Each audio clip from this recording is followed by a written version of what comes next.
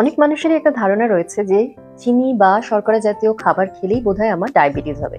ব্যাপারটা কিন্তু সেরকম নয়। তার কারণ ডায়াবেটিস হয় আমাদের শরীরে প্যানক্রিয়াস থেকে ইনসুলিন নামক এক ধরনের হরমোন বেরোয়। তার কাজ হচ্ছে আমরা যে খাবার খাচ্ছি তাতে থাকা কার্বোহাইড্রেট সেটা আমাদের শরীরে গিয়ে গ্লুকোজ নামক সিম্পল কার্বোহাইড্রেটে কনভার্ট হয়। এবার ইনসুলিনের কাজ হচ্ছে সেই গ্লুকোজকে আমাদের শরীরে as a source of energy supply করা।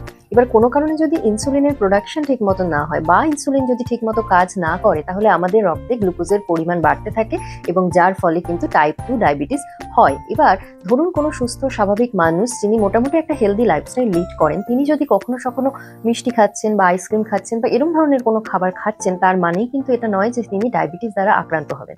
এবার খুব স্বাভাবিকভাবে প্রশ্ন আসে যে তাহলে মিষ্টি খাওয়া তো অসুবিধা কি আছে?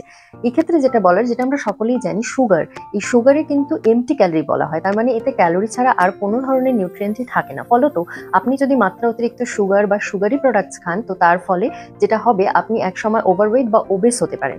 এবার ওভারওয়েট বা ওবেস যদি আপনি হন, সেক্ষেত্রে আপনার শরীরে বিভিন্ন ধরনের শারীরিক সমস্যা দেখা দিতে পারে এবং তার মধ্যে অন্যতম কিন্তু ইনসুলিন রেজিস্ট্যান্স। এবার যদি আপনি ইনসুলিন রেজিস্ট্যান্ট হন, তাহলে কিন্তু আপনার টাইপ 2 ডায়াবেটিস হবে। তো সেই কারণে সুগার বা সুগারি প্রোডাক্টস থেকে নিজেকে যতটা সম্ভব পারা যায় দূরে রাখুন, বা খেলেও সেটা যাতে লিমিটেড অ্যামাউন্টে খান সেদিকে অবশ্যই খেয়াল রাখবেন।